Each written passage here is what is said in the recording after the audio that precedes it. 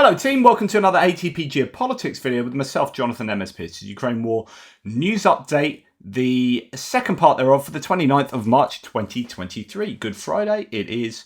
Hope it's good for you guys. Okay, we'll start. There's, as you can see from the tabs up top, there's an awful lot to get through. And I won't have a chance to do my geopolitics section in this video to keep it to a manageable length. CBS News did this brilliant, I think, interview with Zelensky yesterday, and there was lots of information that came out of that. Zelensky said what's needed most are American Patriot missile defense systems and more artillery.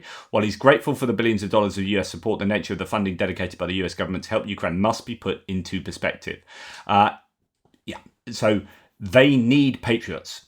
The missile and Shahid barrage, but particularly the missile barrage last night with those ballistic missiles, means that the Ukrainian energy infrastructure is vulnerable, and any other target really that Russia wants to hit if they're going to use ballistic missiles outside of the Kiev area, where Ukraine have pretty much secured Kiev as a city.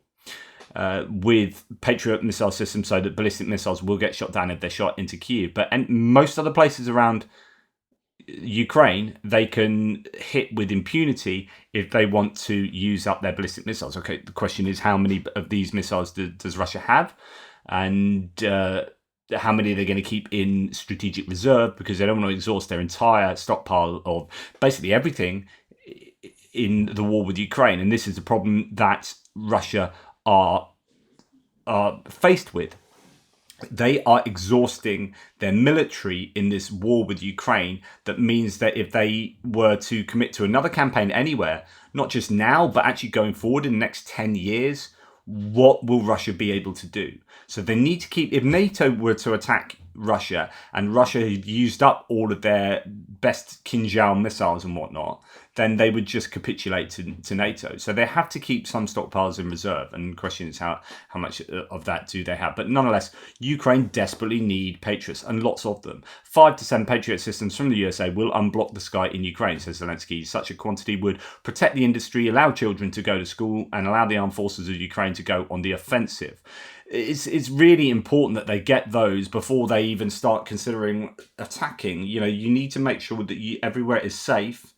So that you can help your attack. If your logistics are screwed, if your military industrial complex is screwed, then planning to do an attack becomes a precarious enterprise, or the attack becomes precarious if you can't secure everything behind where you are attacking. So important. Patriot systems, which we have, he says, those systems came not from the US. And you need to understand that if you allocate money for Patriot systems, they have come from different states. But then I was talking in the previous video about how that money then goes back into the United States. So as he says here, let's just pick this part out. And it's belaboring a point I so often make. So let's go. In fact, let's do this whole segment here. If you would like one very important point, we are really grateful for everything from the United States of America, but the Patriot systems, which we have, those systems come not from the US. And you need to understand that if you allocate money for Patriot systems, which cost 1.5 to 2 billion per system, and they have missiles and so on, these systems have come from different states. Oops, well, we don't want his voice, do we? Come from different states. This money never came to us. That's also true. So the United States gets the money. So it's the idea that paying Ukraine to pay for kit, that money doesn't really go to Ukraine. It goes to wherever that kit is coming from. In this case, with Patriots, the United States, when they're buying them, supposedly they're doing with 5 Patriot batteries from Raytheon directly or RTX directly, that money goes obviously to the United States. But the rest of the money is not the fact that it comes to the US. It is spent for ammunition in Europe. Yes, it's huge support for us still. It's a fact that it was done by the United States. So it's slightly garbled here, and we shouldn't argue with that, but we shouldn't also argue with the fact that these dozens of billions have never come here as money to Ukraine, and it's important to understand that. And he actually goes on, that doesn't have the bit that where he goes on to say, like, the money from the US, for example, for kit from the US, like 75 to 80% of that stays in the US, and he talks about that. Talks about that being, tax revenue and obviously jobs and all sorts of stuff. So, a really good interview there. Also, it is being supposedly stated by the Joint Chiefs Chairman that giving ATACMS, so those unitary warheads or cluster warheads that can fire up to 300 kilometers, but maybe 150, depends which ones, that the US has not given to Ukraine. Well, they didn't give until they gave 20 of the cluster variants, and then Ukraine used them to strike at airfields in Luhansk and in Berdyansk, and used them incredibly effectively. And everyone's like, why didn't you give them before? And the argument was that actually they need to keep them in their own strategic reserves in case the US went to war, and they didn't want to give away some of the key munitions. Well, actually, the idea was they were waiting for the new precision guided munition that was going to replace ATACMS to come online. That appears to be coming online now, and they are manufacturing those. So therefore, this opinion then comes out, which is giving ATACMS to Ukraine is no longer risky. In other words, we can give ATACMS to Ukraine. Let's freaking go and do it then.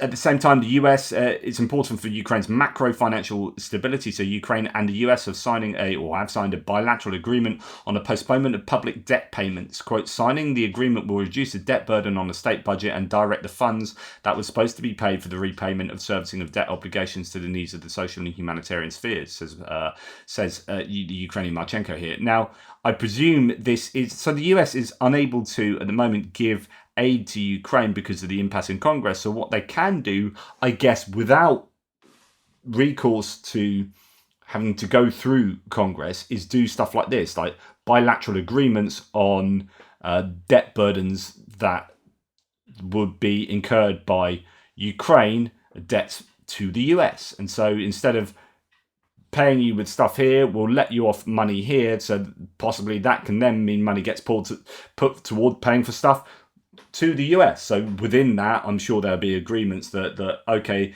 if you are going to spend money, try and spend it in the US type thing. I don't know, but there are things that, as I keep saying, things that the US are doing to try and mitigate against the lack of military aid because of the impasse in Congress. And of course, with the Easter recess, that's going to be at least another 2 weeks before anything's discussed concerning that. There are claims that Mike Johnson is going to be Speaker of the House of Representatives of the GOP, the Republican Party, because they are the majority, but they have a majority of one. So everything's so slim and on a knife edge with regard to what he's going to do. And also just any bills going forward, and the idea that actually the Republicans will have to work in a bipartisan way with the Democrats in order to get anything done. If the Republicans want to be responsible for the American government doing anything, doing stuff, they're going to have to work together with the Democrats, or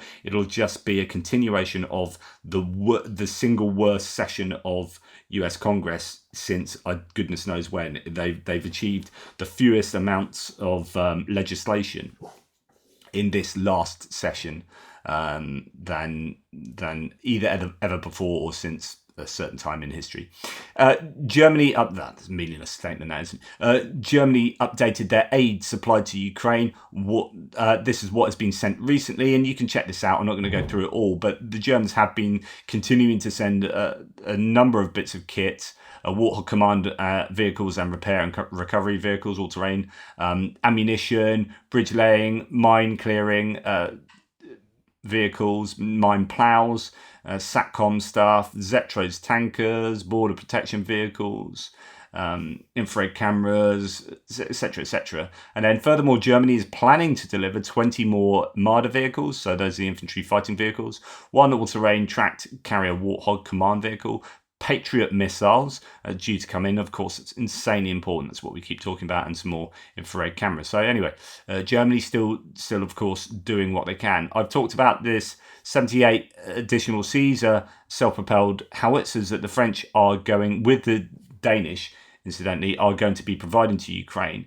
But just to let you know that, not counting losses, with those 78, Ukraine should have a fleet of more than 120 Caesars. In other words, they have about 40 of these already, 42 of them, it appears. And so artillery systems or artillery pieces, it's looking like Ukraine are in a fairly decent position. Question is, what are they looking like in terms of the Ukrainians, in terms of barrel replacements? Are Europe able to replace barrels on worn howitzers better than the Russians are? That's important. And of course, the ammunition situation. So, yep, you can have enough howitzers, in this case self-propelled howitzers, and the argument will be, is that still enough? Of course they're going to need more and need a lot of towed artillery too. You can have enough of this stuff, but you need maintenance for it to be top notch, and you need, of course, ammunition. Now the French are still working hard to help supply Ukraine with all sorts. French aid from Ukraine is a useful handle to follow on Twitter. In Kherson, Aid Medical Ukraine has delivered Comité d'Aide Médicale has delivered drinking water to neighborhoods that have been poorly supplied or have been particularly targeted by bombing. Obviously, Kherson is just a really tough place to exist at the moment. And they've also delivered emergency medical equipment to Kryvyi Rih for use by military paramedics, consumables, defibrillators, respirators, and so on and so forth. So, good stuff. Be looking out for the French going forward. I have a feeling they are just gathering momentum with their tangible aid to Ukraine. Prague has successfully concluded negotiations for the supply of 1 million artillery shells to the Ukrainian army, with loads expected to arrive by April, led by Czech President Petr Pavel. The initiative involved approximately 15 EU countries, although possibly countries outside the EU as well. I think the UK have got involved with that, although official press releases are yet to be issued. The estimated cost, in fact Canada as well, the estimated cost of the supply contracts totals around 1.8 billion euros. Corriere della Sera writes, originally a purchase of 800,000 shells was planned, but this number increased to 1 million during negotiations. The specific countries involved in the supply remain undisclosed, though speculation points to South Korea, Turkey and South Africa. Accelerating the timeline, shipments are now expected to commence by April rather than June as previously anticipated. I don't know whether the initial 300,000 are getting there before sort of April, like on the way now, or after April, or whatnot. But as I said the other day, what this allows to do, so if the Ukrainians can say we're definitely going to get this in, then we can use up what stockpiles we have been rationing now. So the increased use of artillery ammunition right now isn't necessarily new ammunition coming in, but it's old ammunition that they can definitely use because there's a predictable, somewhat more sustainable inventory coming through going forward. So Canada has announced that they have no artillery shells and anti-aircraft missiles left for transfer to Ukraine. So their Defence Minister Bill Blair stated that, according to him, the country has emptied the pantry because of military supplies to Kyiv. And this is the idea that many countries, obviously, when you are involved in decades of peacetime, effectively, give or take the odd commitment here and there, but in general, it's been relatively peaceful. And the massive use of stockpiles hasn't required a ramping up of production. So places like Canada and the UK have relatively small stockpiles. It's 2 years of helping Ukraine has exhausted those stockpiles. Of course, what's going on moving into the future, have Canada, UK, any other country put things in place to restock their own pantry, so to speak, and to ramp up production to aid Ukraine. And this is Colby Badwa, indeed, who I'm just about to read from. He has been very critical. He's a conservative, very critical of the Trudeau government in Canada anyway. But he's been saying that, hey, the US are putting in contracts with Canadian manufacturers, but what is the Trudeau government doing? Are they actually ramping up production for ammunition for their own forces and for Ukraine, or are they just exhausting their stockpiles and saying, hey, there's nothing left? Kati Marini, which is a Greek news source, reports that Ukraine has in fact expressed interest via intermediaries in acquiring both the APG-68 radars and fighter jets that the Greek MND is looking to retire. So I've talked about this in the last couple of days. The Greeks are going to sell two different variants of so you've got the F-16C and there's also the F-16D as well, and there are also some Mirages and F4s by the looks of it, that they're gonna try and get rid of, sell, because they don't want such a diversity of their airframes, and they're getting new airframes in from the US. So getting rid of some of the old ones that Ukraine would very much like, and indeed Ukraine has now expressed interest. Around 10 radar sets and other systems from the Block 52s would be available so far. As for the jets, F-16C, Block D, Block 30, F4 and Mirage 2000s, the sale is not imminent, but the MND seems to be committed to divesting from them to optimise the Greek Air Force's fighter fleet. So hopefully they will end up, if they don't end up in Ukraine, then possibly like the radar systems on board, they might be cannibalized somewhat. At least parts of them will end up in Ukraine.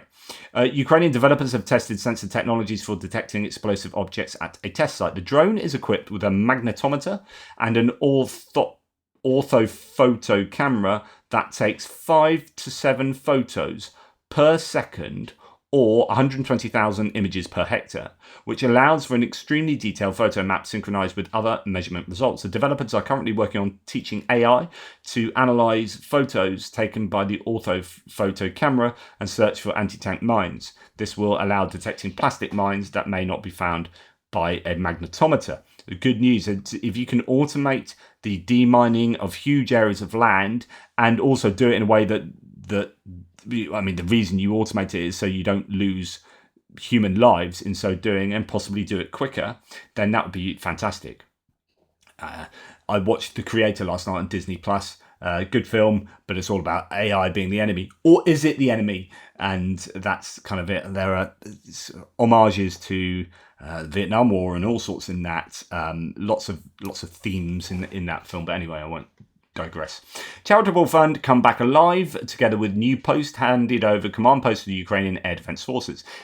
Mobile command posts, MTPs. This is the development of the Come Back Alive Foundation and the Ukrainian Air Defence, created on a basis of four-wheel drive trucks and thought out to the smallest detail. These mobile living and working modules have complete energy and thermal independence. MTP is a brain of operations to cover the Ukrainian sky and a place from where orders to shoot down enemy missiles, drones and aircraft will be given within a few seconds. So this is looking like good stuff. In total, 330 million hryvnias, so that's $8.4 million were collected. This cost also included integrated communication equipment, portable communication control sets, tele-radio communication sets from mobile fire groups. Lots of equipment by the looks of it there going into these mobile command posts. And this shows the collaboration between the private sector, the state sector, and volunteer organisations and charities. It's just an incredible thing, this war, to see everyone pulling together to support Ukraine's success on the battlefield. And this is what they look like. So you can see lots of equipment. Look, here's a thing with knobs and buttons. And look, underneath there's things and stuff. So yeah, all good news that those MCPs look to be very useful. Okay, Armed Forces of Ukraine significantly reduced the request for the mobilization of 500,000 people. This is the commander of the Armed Forces saying, this is Syrskyi, saying that actually the release of thousands of servicemen and their deployment to combat units was made possible by the audit of units that do not participate in hostilities. So this is what I've been talking about for the last, I talked about it yesterday with Greg, but talked about this a number of times. He came along and replaced Zaluzhny, did an audit of the armed forces, found out that something like, 30% of troops hadn't ever gone to the front line. And he's like, what's going on here? So we need to rotate. Well, it might be 70%, 30% have. No, I think it's 30% hadn't. And so he was like, right, we're going to rotate. And that realization through that audit of the whole armed forces has meant that the demand for mobilization has somewhat reduced, is the claim. So Syrskyi says 500,000 mobilization figure has significantly reduced. Don't know what it stands at. The number of people who needed to be mobilized has been significantly reduced from the initially proposed 500,000, says the commander-in-chief. And that is what is presently sort of going through the Verkhovna Rada at the moment, the Ukrainian parliament, as they're trying to. The bill has been amended like 4,000 times. It is, and I'm not. That's not an exaggeration. It literally is that many amendments, from what I understand, and it is obviously very difficult because the government want to mobilise to, like I keep saying, to win the war. But the more you mobilise, the more you screw over the economy, and the more you'll have people run away, and you'll get a brain drain, or you get a just society really suffering under mobilisation. So it's a very unpopular thing to do, but it's a necessary thing to do. So how much do you do it? How many people do you need in order to prevail? How few can you get away with so that Ukraine will still prevail, but that the economy doesn't get totally screwed? And these are the dilemmas that they're having to face, and the questions they have to answer. Ukraine has received a $1.5 billion tranche from the World Bank. This is mainly in loans, from what I understand, with contributions from Japan and the UK to cover the budget spending for social and humanitarian needs and reconstruction amid stalled US aid. So there's so many ramifications to the stalling of the aid, and other people sort of stepping up, and yeah, it's just I can't tell you how needed. Of course, we all know this. That aid package really is. Now, talking about HIMARS, which I haven't been. HIMARS, which is a high mobility. Well, what is it? High mobility artillery rocket system. That is the American version of just a basic GMLRS, a guided multiple launch rocket system. And I, for one, am definitely guilty of using HIMARS as a kind of catch-all for any GMLRS used in Ukraine. And I know that, and I'll continue to do that, because actually everyone knows what I mean when I say HIMARS. But actually, so the American HIMARS is on wheels, and it has a pod of 6 missiles. Whereas, say, the M142 is it, which is a tracked variant of a GMLRS. So it's a guided multiple launch rocket system. So it means you're firing, interestingly, not really rockets, and missiles that you can guide, and you can get precision guided munitions hitting targets, hitting enemy targets, right? And these go up to whatever range it is for whatever type of missile you fire. The ATACMS pod comes in a pod of 1, but the HIMARS will have a pod of 6. Say the ones at the moment they use that go 84 kilometers, you fire off 6 missiles that hit, on a dime at the range of 84 kilometers. Whereas the Mars 2 or the M142 or whatever other variants are on tracks, so they don't go as fast, but they can negotiate more difficult terrain on tracks than the wheels. So the shoot and scoot is a little bit slower, but can be more effective depending on the terrain. And they have a pod of 12. So actually HIMARS, as good as HIMARS are, they only have a pod of 6 because of their design to be highly mobile, high mobility. Anyway, there is this kind of joke amongst people that everything is HIMARS, right? To the point that Colby Badwas spent a long time making this meme, which is HIMARS is a multiple launch pod on a truck, and you can see this pod of 6 on a chassis with 6 wheels there. But of course, HIMARS is a multiple launch rocket system on any platform. HIMARS is a kind of rocket launcher, and then this is another form with 12 on there. That's the one I was talking about, the M270. Sorry. I was saying M142, no, M270. That's what I meant to say. But the idea that anything's a HIMARS, and of course it's not. So it's kind of like, what is a tank? When you're talking about the AMX RC-10s, the French wheeled light tank. Anyway, we have reached... Oh, no, M142, I was right. We've reached peak brain rot. M142 HIMARS is a specific system. That's correct. So the M142 is the HIMARS, and the other ones are different ones, the M270. You see, even I, after all this time, just smash them together. But I have so much stuff in my brain that I can't handle being super accurate all the time, and hence my admission that I do smash them together. But as long as you understand what I mean. MLRS refers generally to self-loading multiple launch rockets with containerized reloads, and to the M270 MLRS specifically, as well as the original M26 MLRS rockets. So that's what MLRS, and the G on the front of that means that they're guided, they're not just rockets. So something like the Smerch, BM21, or the Grad, or what, the those will send whole volleys of rockets up, but rockets are dumb and they'll just you'll work out the trajectory, send them up, and hope that they'll generally hit in the right target area. Whereas a missile will be sent up, but even though you're sending from multiple launch rocket systems, missile will be sent up, and you can move that missile, and it can hit more precisely. Anyway, let's move on, shall we? Right, there have been these claims of Russia using drone swarms, and I don't know how accurate these claims have been. There are also claims that the Ukrainians are trying out these drone swarms, but there is a confusion over what a swarm means, and often people use the term swarm just to mean lots of drones operating, but if they're all individually controlled, it's not really a swarm. Swarm usually means an autonomous set of entities, of drones in this case, working together as one. So claims of a drone swarm during an exercise with Irkutsk-based strategic missile unit, the military used Eleron 7 drones and quadcopters in what Russian state media called a swarm, says Samuel Bender, who's a bit of a drone expert. This tactic assumes the arbitrary nature in which drones fly, while the drones are guided by the leading drone. The Russian media in general uses the word group and swarm interchangeably when discussing group drone applications. Most likely, this swarm was actually multiple operators flying different drone types. Eleron 7 is usually piloted by a crew. There have been hints that the Russian military and the affiliated volunteer organizations are trying to experiment with actual swarm applications for drones. The RIA, so that's a Russian news organization article above, says the drones were guided by a drone leader but without additional details. It is hard to determine if this was a true swarm or a group of drones flying in a predetermined fashion, while orienting on one drone as a signal beacon.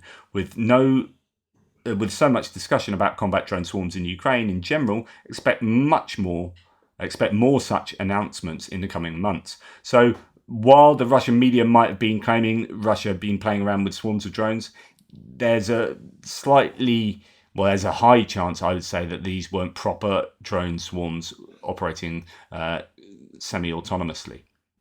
Right.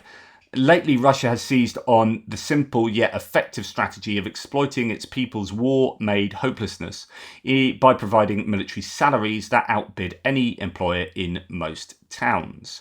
The top options for millions of military aid Russians who need money are to work for the military-industrial complex or join the army and hope to survive. So the public sector, the state sector, is employing people in the defence military industrial complex, right, Rostec, and they're having to compete on the labour market, and so there is this kind of wage inflation as there is a lack of labour, so supply and demand, there's a low supply of labour and a high demand, and as such the price goes up, and the price of labour goes up, which leads to inflation. Now, what the Russians, so that then means that the cost of employing people by the public sector is also rising, which means that this is becoming, the war enterprise is becoming much more costly. But also, there is this thing that the Russians are doing here, which is in order to attract people to the armed forces, likewise they're having to raise the salaries, because as the salaries go up everywhere because there is a labour shortage, supply and demand as mentioned, then in order to attract people to the army you have to raise the salaries, and so these salaries in the armed forces are going up. Now, the thing that's going on, in my opinion here, is the Russians are promising to pay people really high, relatively high wages for joining the army, which gives them the opportunity for social mobility, etc., but then not paying them on the back end. And we are hearing many anecdotes of Russians not being paid what they think they deserve, or what they've been promised, or what they signed up for. And I think that's a situation where the Russians are promising but not delivering. And just a final thing on